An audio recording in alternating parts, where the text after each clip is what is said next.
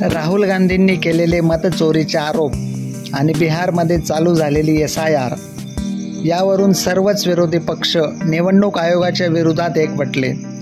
राहुल गांधींनी केलेल्या आरोपांवर प्रदीर्घ काळानंतर निवडणूक आयोगाकडून पत्रकारांच्या समोर आली.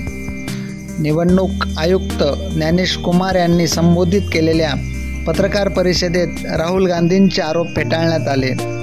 राहुल गांधींकडून 7 दिवसांच्या आत शपथपत्र मागण्यात आलं.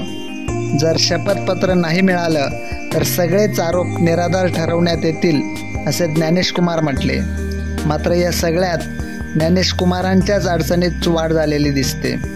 ज्ञानेश कुमार यांच्या विरोधात सर्व विरोधी पक्ष एकवटून महाभियोग आणण्याच्या तयारीत.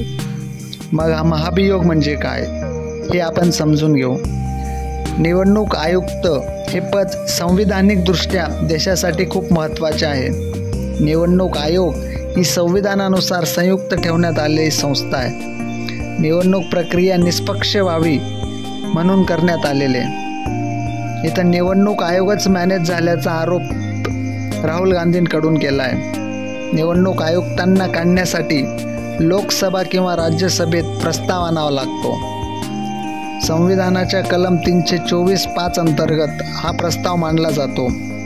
लोकसभेत 100 आणि राज्यसभेत 50 सदस्यांनी प्रस्ताव मांडावा लागतो. मग त्यावर चौकशी समिती स्थापन होते.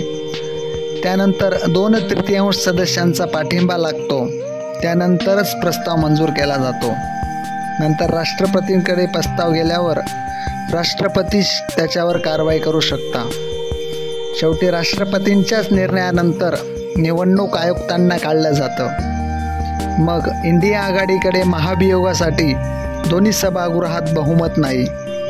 मग इंडिया आघाडी या सर्वांवर काय खेळी खेळतं हे बघणंच महत्त्वाचं. Special report Lokbhumi Marathi.